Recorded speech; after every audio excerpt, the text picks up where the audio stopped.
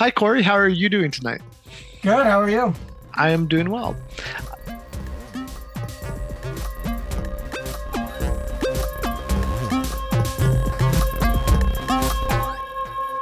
This is Corey Andalora with me tonight. He is a designer now for Weird Giraffe Games. He has Explosions in the Laboratory, which I've got to play with my son Blaze, and we checked it out before it was completely finished, I guess, and we'll talk about that here in a minute. But we got to play it. We enjoyed it, and he's going to talk about his game tonight. He's had some other stuff. He's co-designed, and he has a game called I might say it wrong now after we just talked about, but Mission Critical coming out too. Mission Control, Critical Mission Control. So you had some of the of the right words in there.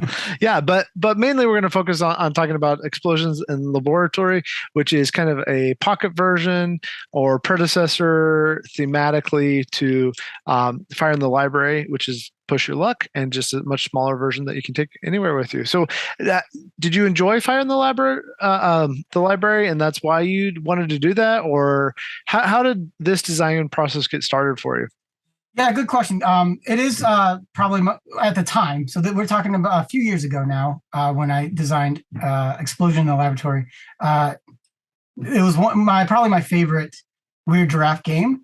And Weird Giraffe held a contest to create an 18-card game that was either in the same universe or a prequel or a sequel to one of their existing games. And so I chose, naturally, Fire in the Laboratory for a number of Fire in the Library, their game, for a number of reasons. One, it was one of my favorite games in their library, but also I liked the challenge of how can I get that same feeling of, for those are not familiar with Fire in the Library, it's basically almost like a bag building game, but it's Push Your Luck, where you're putting fire cubes into a bag and you're drawing out to try to save books. And if you draw too many fire cubes, the red ones, you burn part of the library down, and it's your version of busting in a Push Your Luck game.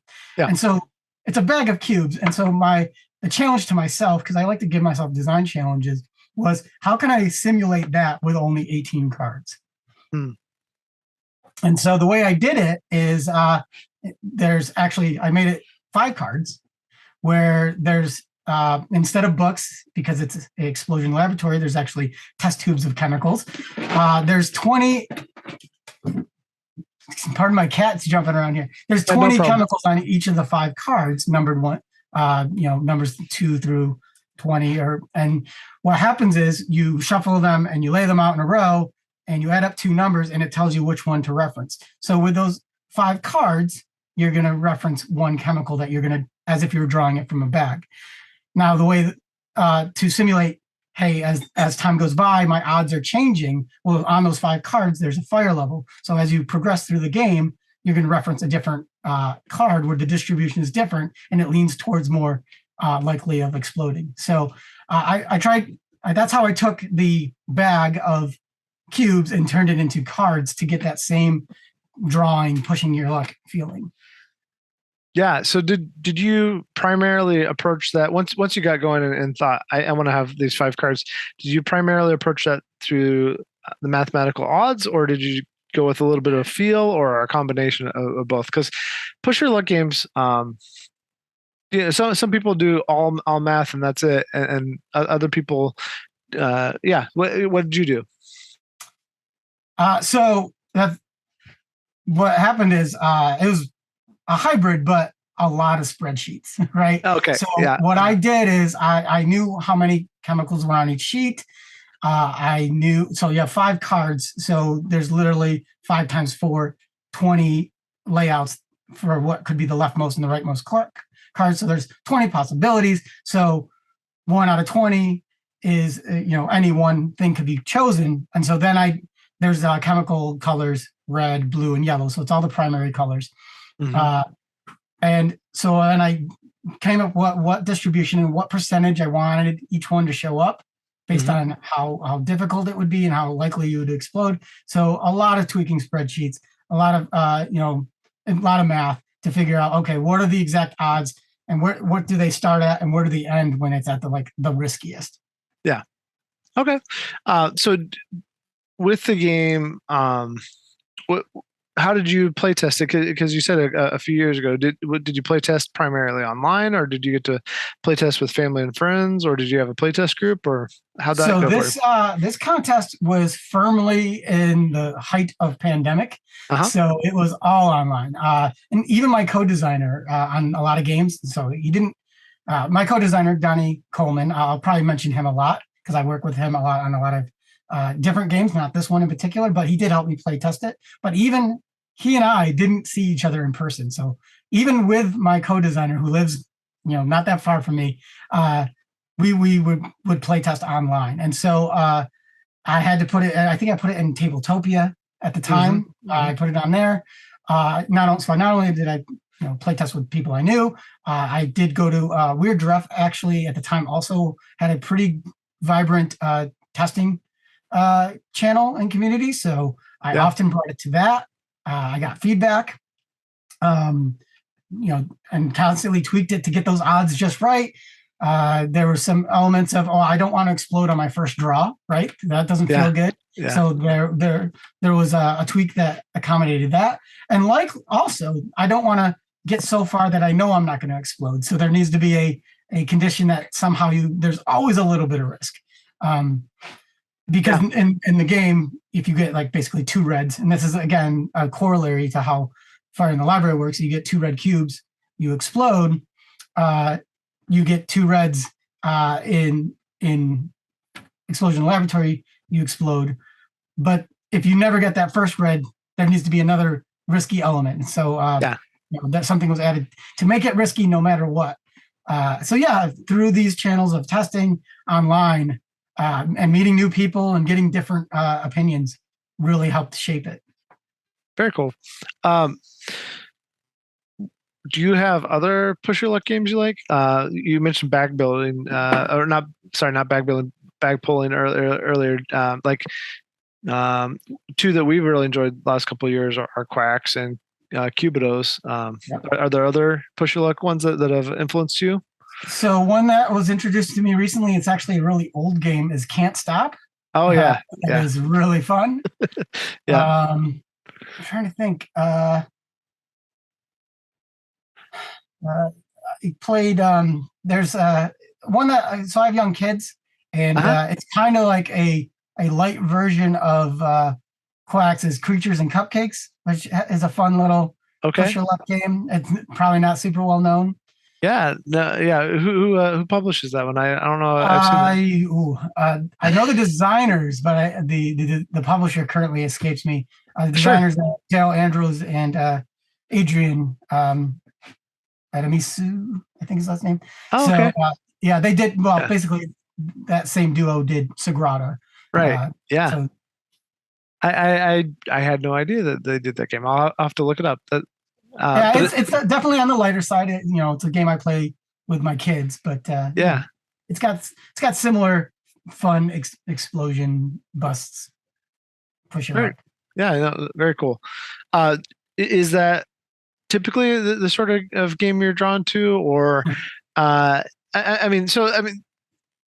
for those who don't know, the 18 card thing is what Button Shy is famous for. So it was interesting to me that I remember when Carla put out the thing looking for the 18 card. Is your game going to come in? The version I got was like in a little clamshell thing, and I got a note in there that said this isn't final. Whatever. What is your game going to come in?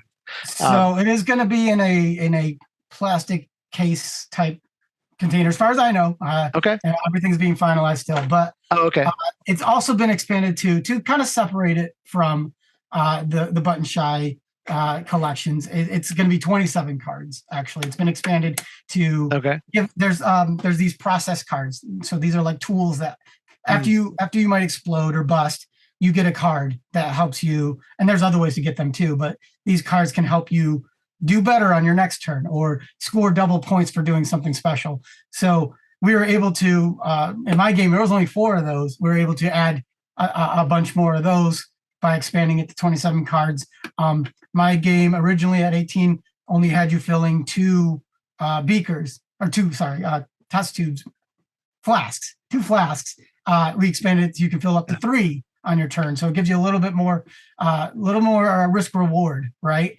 Yeah. Because the more of those that you can fill, because each of them, basically when you're drawing cards, you can fill these up with chemicals.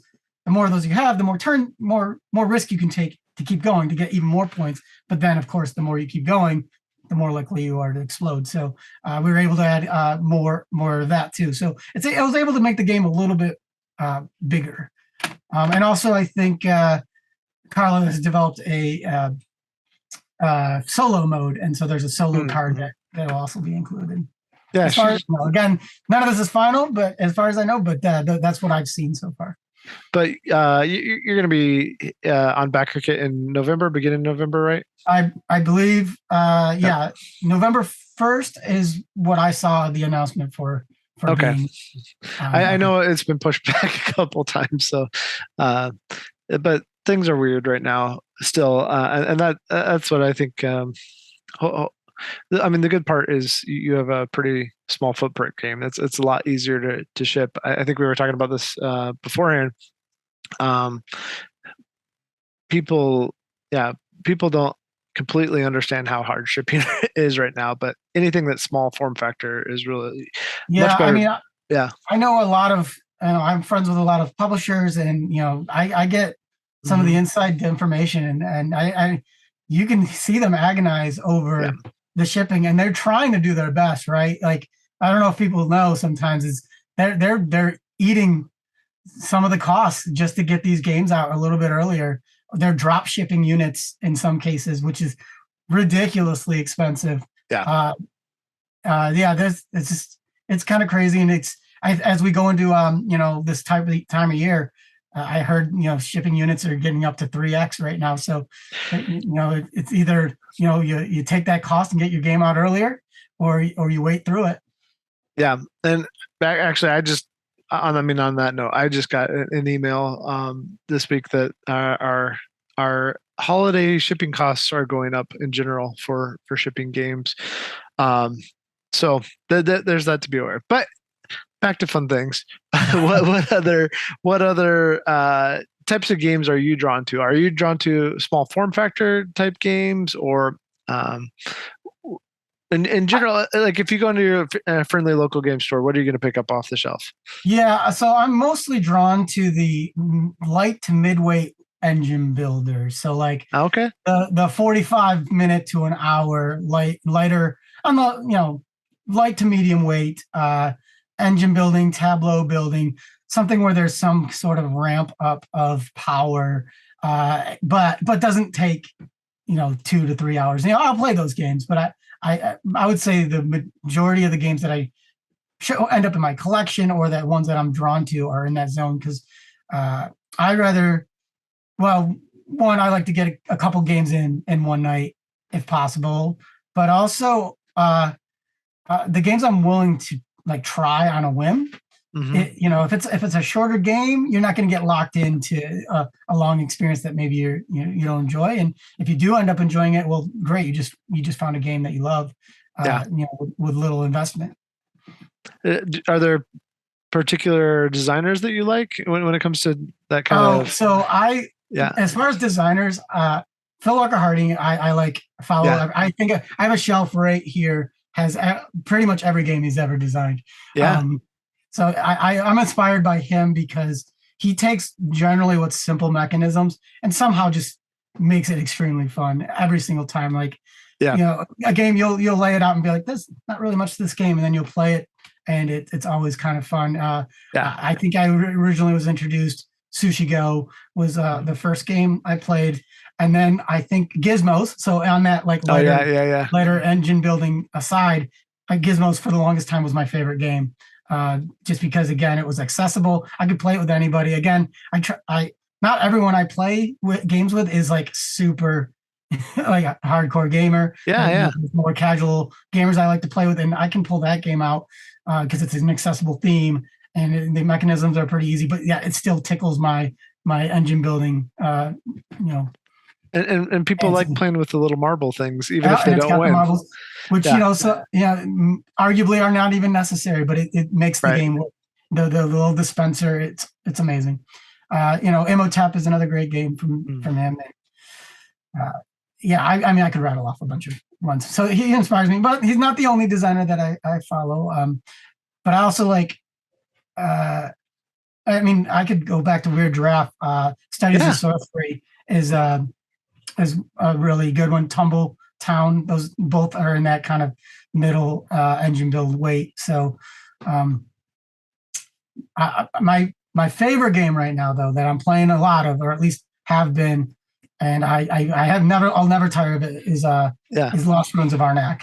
It's like that perfect weight, perfect weight to engine building, to the things that I enjoy in that, and then I try to use that and try to find a way to get that in my designs. Is something will happen and new information will be revealed, and you're like, oh, I can now do this other thing. And there's serendipitous moments is like as the term I like to use, where just like something happens and you get that excitement that you suddenly can do something cool. So you don't just run up that right track the whole time and try to max it? I've learned that you have to go up that track, but I love fighting the monsters. That's one of my favorite things. So have you played with the expansion? Do you like the expansion? Do you use the expansion? The Leaders Expedition. I love the expansion. It does make it a meatier, longer game for me, because basically you're more powerful, so all your turns are longer. So with the right group, but I mean, I love it with or without it. I'll do both. They're both great. Yeah, and I'm looking forward. I understand there's another one coming, so I'm pretty excited about that too. Yeah, that I haven't seen much on it. I don't know. Maybe you have. There's no info yet. Okay. I didn't think so, but I'm still digesting everything from Essen last week. So I didn't. Totally possible I missed something because there's just a flood coming out still of things to see there. So yeah, you are in a colder climate. I won't necessarily say what state you're from unless you want to, but you're in a colder climate. It tends, in my experience, those places tend to have a few more board gamers. What's the is there a change, like as we go into fall and winter? Is there a change in how many board gamers there are in your area that are willing to play games, or do you have a pretty good group year round? So that's a good question. I think so I'm in Vermont. I don't mind saying. Sure. I moved here a little over a decade ago, and when one of the first things I did was seek out a board game group, right? And honestly, I was into board games, but I didn't realize, how big the world really was until this time where I found this group, and they're introducing me to games that I've never heard of, never would have seen otherwise. I remember the first time I played with this group, Lords of Waterdeep. Yeah. And I think it was my first worker placement experience, and I was just like, whoa, this game is super cool. And that you can do things like this. But that group is mostly, I mean, a lot of people have moved away. I think pandemic really kind of made things difficult. Like, a lot of times it was people that you meet at work, and you see them outside work, you play games. I do have a regular group. And I mentioned Donnie Coleman. We play games, multiple times a week. So we always have each other. We're playing games. It's often why I look for games that at least support two. I'm not that I'm opposed to those 3+ games, but like I can't guarantee I'm always going to get a third. Right. But yeah, I have a group, and coordinating schedules is getting harder because a lot of people are working from home now, and so we're on like these different schedules, and versus like you see them at work every day. You're like, hey, want to play tonight? Yeah. Yeah, that's hard. I was just talking with someone recently who had a regular group before the pandemic, and now it's kind of dwindled down to one other person occasionally, and they're really missing that community.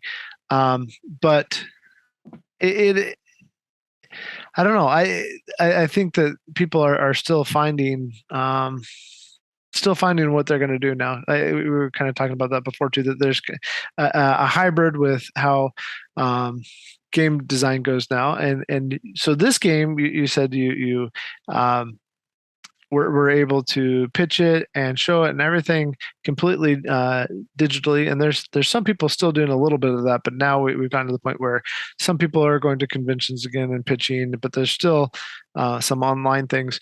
What do you see as the biggest benefit that has come from pitching digitally and doing things digitally? Do you still have a good playtest group digitally, or how's that now that some people have gone back to normal? A lot of the playtest groups. I mean, there's still lots of them out there. A lot of the ones I was involved with kind of dissolved Yeah.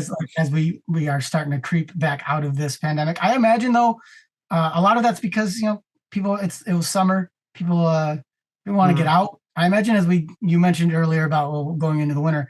I imagine a lot of people are it gets dark earlier. These opportunities are gonna show up again. I still do a lot of play testing online. I do have actually a regular online group that we play every other week, each other's games. It'll be early in the week. We'll say, anyone have anything to test this week? It's kind of and whoever says, yeah, I have a game I want to see at the table. Or if there's multiple people, we take turns. Like, well, you went last week, so it's so and so's turn. So I do have a regular group that we are play testing each other's games quite regularly and getting them remotely.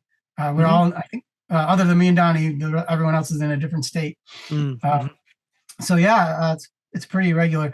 I will say though, I'm happy to see conventions becoming a thing because there is some opportunity now there to kind of. A lot of publishers, they know it's great for us designers to be able to play test these digitally, but until you touch it and feel it, you don't know how long the game's going to take to play because there's always that digital tax of this game is longer than it probably would be in real life. There's no reading of emotions of the people playing it necessarily, and just like seeing how many components. So that there's being able to do this hybrid approach that you mentioned of. Yeah, I'm going to show them a piece of it online, but then physically in person, maybe another time or other different scenarios, they'll still be able to get that as well. And when I was at this convention, it was great because I played so many party games. Those are not games that I've been playing, online. I don't think you get the same experience. You'd have to somehow wrangle up enough people to play a party game. But they're just not meant to be played that way, right? Right. We played so many party games, and it was good to do that again. That's what I found interesting this last weekend. I didn't have to work a con. I was just going to enjoy, and we were at my local Sin City Con here in Cincinnati, and there were more party games than I was used to. Like even me, I don't usually play a whole lot of party games, but a con is when I will. But like the very first day, I did Blood on the Clocktower, and it was a full game. There was one open seat, and then I saw a lot of that through the weekend. Is just people playing different party games. I think people have been wanting that ability to have in-person connection and that kind of emotional connection where whether they're laughing or trying to deduce or whatever. So, what's your favorite party game then that you got to play? What's my favorite one? I played this one called I think it's called True Facts. That's just coming out. Yeah. And that was pretty fun where it's just a random question and it really there's no right or wrong answer, but then the first player puts what kind of they write a number and their name's on one side and they write a number or something answer on the other side and they put it face down. And everyone else is trying to guess if they think their answer for themselves would be higher or lower than the other person. So it might be something like, on a scale of 1 to 100, how much do you like French fries? I don't know. I don't know if that's the question, but it's something like that. And so someone's like, oh, I love French fries. So I'm going to put 90. Nobody likes French fries more than me. And then, but you need to try to feel like you understand what that person is thinking. Right. Like, I think I know Joe likes French fries or they hate them. And so everyone goes around. And then once it gets back to the original person, they have one more opportunity to move their arrow. And then you reveal and then you see how many you got right. It's like it's a party, cooperative party game. which is Yeah. pretty fun. Yeah. That sounds fun. I wouldn't say it was my favorite, but I play. It's top of mind because I played it somewhat recently. But it was very good. So what con was that? There's a one in Syracuse, New York called QSCon. QSCon. Okay. Yeah, so it was only its third showing. So 2019 was the first one ever. And the reason why I went to it was because I grew up in that area. So before I moved to Vermont, I grew up in that area and I checked it out. And what was interesting about that convention is it's pretty small, but a lot of designers and publishers are there. There's a lot of presence there because there's this like friend group there. And so we met a lot of people. Donnie and I met a lot of people this way, and we've gone to everyone since. There wasn't one in 2020, but there's been two in 2021, and then recently this 2022. And it's a really fun convention because you hang out with friends, meet some people that and see how they're doing. There's some cool designer panels. I was on them, and well, it was cool because in 2019 I was viewing them, and then a few years later I was on the other side of that, and so talking about my games. So it was a pretty cool transition. Yeah, I don't know. Is Alan Moon from upstate New York? Alan Moon is, yes. Yeah. Okay. Well, he's not from there. Oh no. Okay. He's lived. He's from the UK, but he's lived in Syracuse, New York for a very long time. Yeah. Long enough that. Yeah. Okay. Cool. I thought. Yeah. So that's and then that would be one of the draws is Alan Moon might show up there, right? Yeah. And then you're going to be going to PAX Unplugged in Philly in December, right? I can't say 100% I'm going. I'm really hoping to go, but will be there as my game with Donnie, co-design. Oh, okay. Mission Control Critical Orbit. Yep. Will be soft released, barring any shipping problems, right? Will be soft released there. We showed it at Gen Con. We had a booth at Gen Con. It's published by Third World Studios. And it's a cooperative, asymmetric, real-time roll and write game. Okay. Yes, there's a lot going on where one player is is called the Ethernaut in space, running out of oxygen. And they have these polyominoes where they're trying to build oxygen back and regain it within 20 minutes. And the other players are all members of mission control on Earth from different countries. Dice are rolled. They all have to share the same numbers, and every one of their puzzles is different than the other. So they're using the same numbers to solve different puzzles, and they have to agree on which numbers to use to best suit their puzzles. And then they give back tools back to the Ethernaut to help restore oxygen. So it was heavily inspired, also from it was spawned from a contest, but basically it was designed when the contest was only one person has to own the game, and everyone else can play remotely. So we're talking mid-pandemic contest here. So in theory, you only have one player that was the astronaut, and the other three are just printing up papers. Now it's since being published, it's going to be dry erase, and there's boards involved and everything. But that's how it was incepted, and it was inspired by the Apollo 13 mission. There's a scenario where they're running out of oxygen, and the only way to return it was to connect a lunar module to a command module that was already floating around in space, but the two systems had different ports, and they had to basically use the members of mission control to decide to tell them to wire, radio up to them, hey, try this using these supplies you have to fit them back together. And so we drew a lot of inspiration from that. It's been rethemed and everything into this this different world, sci-fi world, but that's where the inspiration came from. Well, you whether you meant to or not, you had a successful sales pitch just now, because you said enough buzzwords there for me that I'm going to have to go find it, because polyominoes and roll and write and space, I didn't. It did very well at it's good response at Gen Con. We had these big boards. You can see some playthroughs of it on YouTube. There was a full size. We had people walking around in like spacesuits. It was a whole ordeal, and it was a lot of fun to watch people play. Which just speaks to how big Gen Con is, because I missed that somehow. But Yeah. no, that's awesome. I missed that there somehow was a Bigfoot uh, somewhere. I did I don't too. know where, but that was there. I know. Well, several people I know had taken pictures with it, but I didn't see the pictures until like Sunday when I got home, and I'm like, where in the world was the big? I don't even know where they would have put it, but it was in there somewhere. Yeah, because I went in at least 3 of the side halls, and I went in over in the gaming hall. I don't know. I was working a lot, but still, like Same. I was at the booth the whole time. So anyway, no, that sounds fun too. Okay, so sorry. What would you? So you can't really talk. You have some other designs coming. You can't really talk about that. But let's say you could just design anything you wanted to right this second. What would you design, given no restrictions on shipping weight or components or anything like that? Because you did mention that that is something that a good designer. And now I have talked to a few different designers, both here on the podcast and on my work. I feel like this is true. A good designer is usually aware of what components are going to go into their game and how feasible it is to actually make the thing. Like, you can make a fun prototype that is never going to be a production game.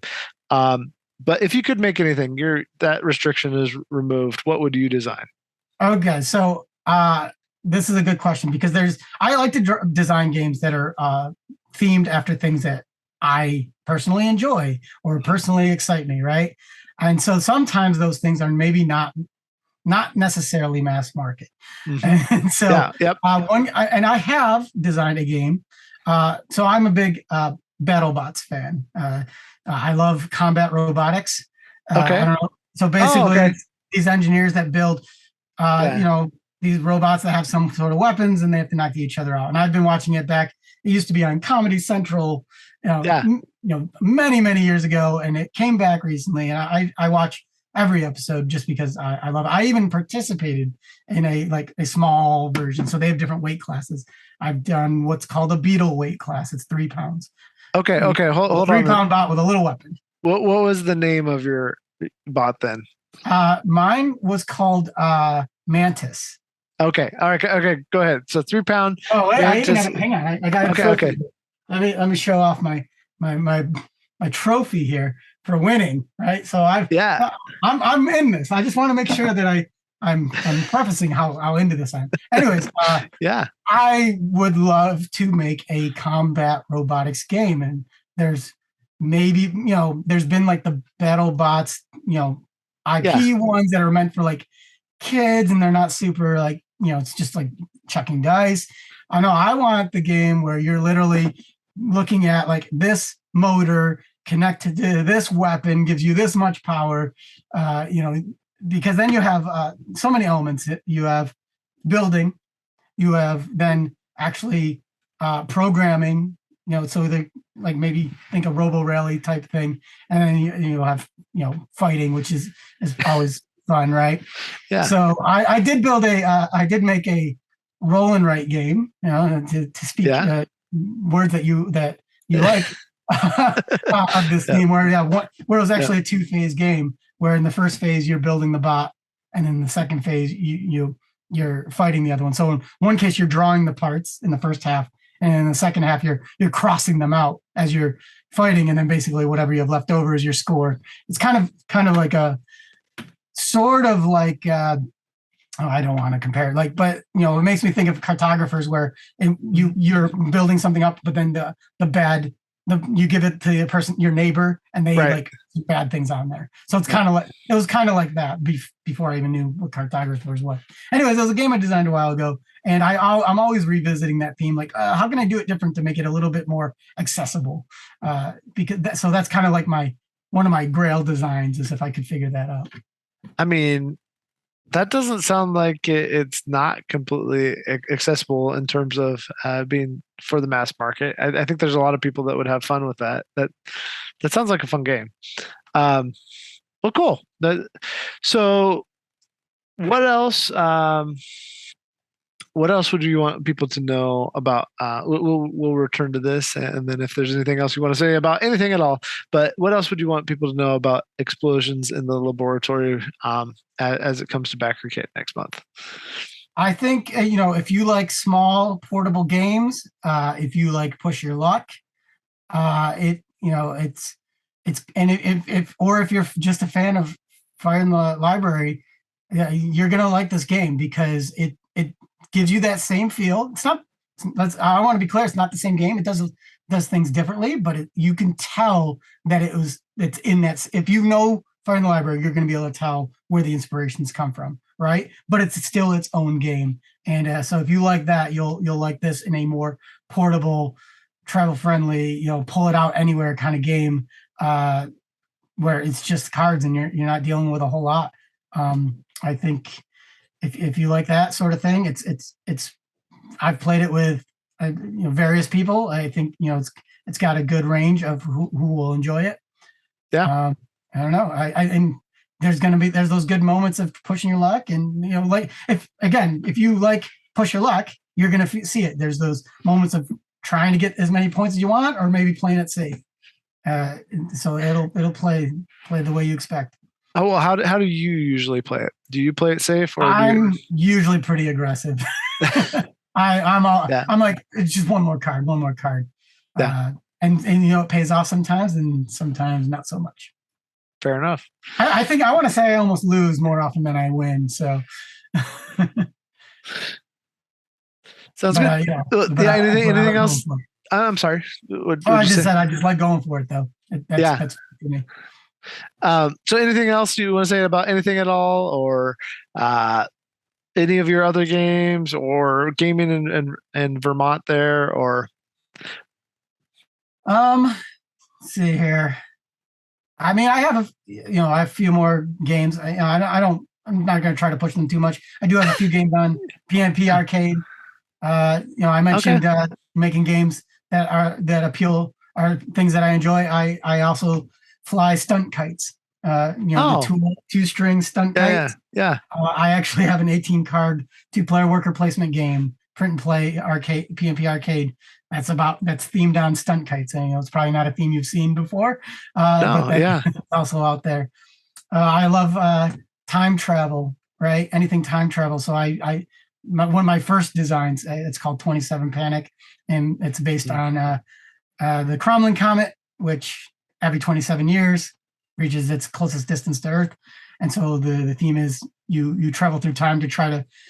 It's funny. Recently, NASA just did this. They shot a rocket at an asteroid to send it off course. Right, the dart. Right. I don't know how familiar you are, but the theme of this game was you had to go back to the last 4 occurrences that it was known as its periapsis closest to Earth, and shoot a rocket in it. So you had to go to 1930. You have to go to 1957, 1984, and 2011.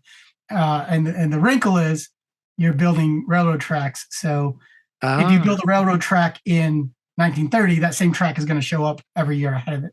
So you're trying to. It's got a puzzle of trying to line those up. Very Zero-like. So that that's another game of mine. But just to give you a feel of the kind of things that excite me and interest me, and what you might expect from my designs is I take something that I find interesting and I pour everything into that game to try to meld the mechanisms as well with the theme. And I think you'll see that in Explosion Laboratory, which I also have this thing with colors. So I mentioned red, blue, and yellow. So when you mix red with yellow, it turns into an orange concoction. Right. So that's another common thread through a lot of things that I seem to work on is the mixing of colors. I like that. So when you do these stunt kites, is that the thing where you can like cut somebody else's cord, or is that? No, that's I forget what it's called. That's an Indian style of ritual and celebration style. That's called kite fighting. or Okay. something. Okay. Where you literally the strings have like something on them that cut each other's strings. It is not that. Stunt kites is literally just doing tricks. So Just doing tricks. Okay. flipping the kite, making it. But if you turn it, the cables will cross. So eventually you have to spin it the other way to uncross them. Okay. And things like that because it's 2 lines. I feel flips and everything, and you can land them. They call it what's called a stall to make it land on the ground and then go back up. That's pretty cool. Well, thank you, Corey. I appreciate your time, and I am looking forward to what else you have coming, even though you can't talk about it yet. So maybe we'll have you back on the show at some point to talk about your other designs that are hush hush right now. Yeah, that'd be great. But November 1st. November 1st. Explosion Laboratory. I'm pretty excited. It's finally going to launch, and it's really exciting for me to see it go out there because I think everyone's going to really like it. Fantastic.